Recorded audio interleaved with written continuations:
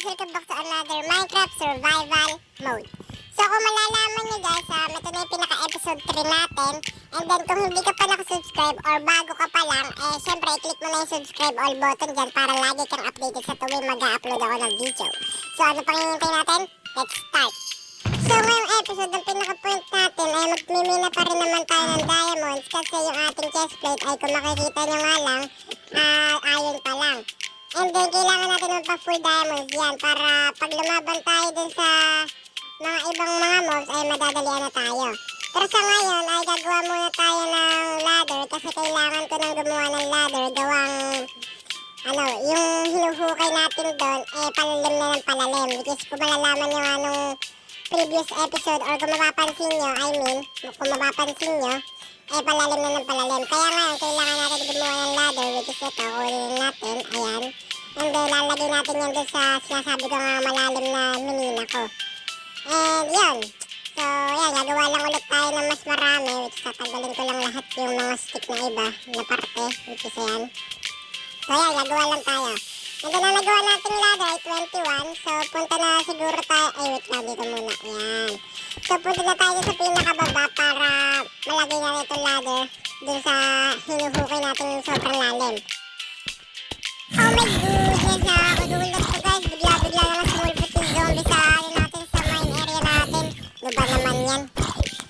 So guys, kung malalaman nyo, naglalagay na ako dito ng ladder and then siguro dito rin sa baba, which is sukayin muna natin to. Ay, may tubig pala. So, bawal dito, kikis. Di ko na kasi tutuloy kasi magpapakahirap tayo eh. So, yan, taklaban lang muna natin para may para maharangan yung tubig, which is, ayan. So, taklaban lang muna natin siya, ayan. And then, siguro, paano ba gagawin ko dito? So, miminahin ko na lang to. And then, dito sa side na to, dito natin lalubugan, which is ayan. Dito ko ilulubog yung pinaka-mine area natin, which is dito ko nahukay papunta ko sa pinaka-ilalim. Kasi doon sa kabila ay bawal pa. Which is may tubig na kasi. So, kung mapapansin nyo guys, ay naglalagay na ulit ako ng ladder. And then, hindi ko muna masyado nilaliman yung aking hukay kasi paubos na yung ladder natin. Which is susunod na lang natin lalaliman kapag medyo marami na yung ladder natin. And kung mapapansin nyo, ay nagmimina pa rin ako kasi ang pinaka-point nga natin ngayon ay makapaganap pa rin ng diamonds. Which is kailangan ko talaga na makapaganap ng diamonds. Gawang kailangan natin i-full set tong ating armor pati yung uses natin na diamonds. Oh, nakikita nyo ba yung nakikita ko? Which is nakakita na tayo guys ulit ng diamond, which is ilan to? 1, 2, 3, 4. Oh my goodness, 5. Oh, may pahabol pa oh. May nagpahabol pang isang diamond. So, which is, ilan pa to? Oh, okay, last na pala yan. Which is, ang nakuha nating diamond ay 6 na.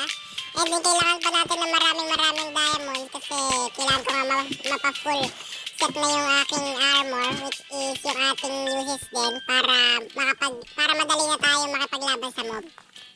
So kung mapapansin nyo ay ba't ako bumalik kasi naalala ko nga pala may tinago nga rin pala akong diamonds dito, which is 10 diamonds.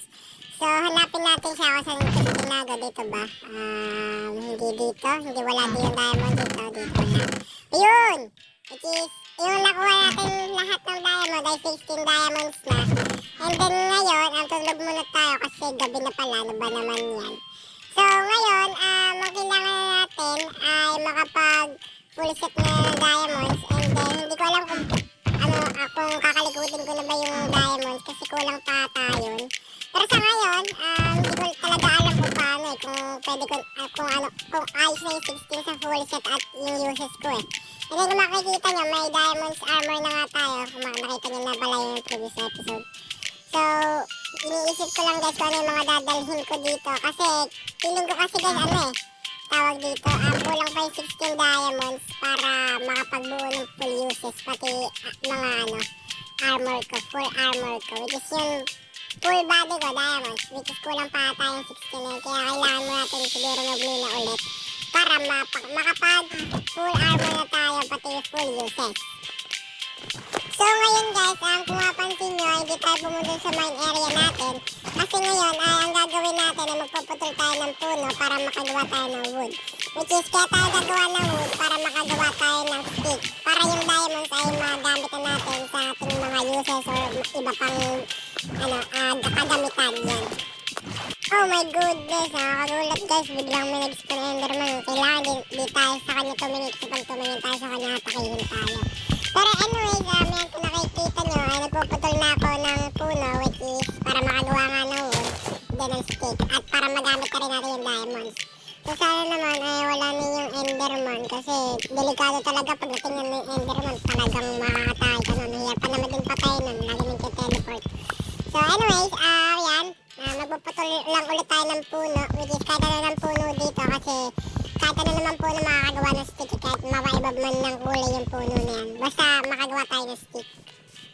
Up, bago natin muna simulan yung video natin ay may sasabihin na ako sa inyong importante, which is pag pinaabot ito ng 200 subscribers ay mag-face reveal ako and then mag-voice na rin syempre. Kaya kung ako sa'yo, paabutin mo na ito ng 200 subscribers, which is mag-subscribe all button ka na para makita mo yung pagmumukha ko.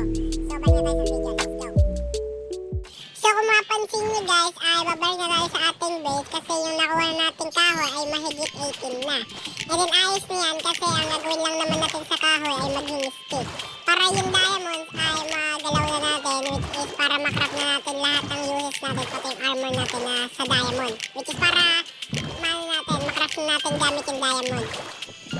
And kung mapapansin nyo dito guys, ay gumagawa ako ng stick, which is ang nagawa ko ng stick ay dalawang 64 at isang 16. So ngayon, ang gagawin natin sa stick, itatago muna natin kasi bago tayo maggawa ng diamonds, tanim muna natin itong puno, which is malapit lang syempre sa atin para mabilis natin siya mapuputol kung tumubo man siya. Which is dito na lang kasi mas kailangan niya mas malapit sa bahay natin para mas mabilis natin siyang maputol yung kahoy. At kung napapansin nyo nakikita ko, may nag-spawn na naman ditong mob, which is skeleton siya. Hirap itong kalabanin. Oh my goodness. Grabe, yung tuloy na place ko yung torch English tong sword yung na place ko ng torch pa. Pero anyways, yan namatay na siya. So tanggalin na natin itong torch na nalagay natin ng hindi sadya. Oh my goodness, napakadilim pala dito. Kaya naman pala nag-i-spawn yung mga mob. Kailangan talaga ng torch guys. So kung napapansin nyo guys, ay nagbimina pa rin naman ako dito, which is kailangan ko nga makakuha ng diamond ng marami para yung ating uses at yung armor natin ay maging full diamond na. Para hindi na tayo syempre mahirapan sa mob, which is ay lang naman talaga kasi kailangan natin makapagmina tayo ng maraming diamonds.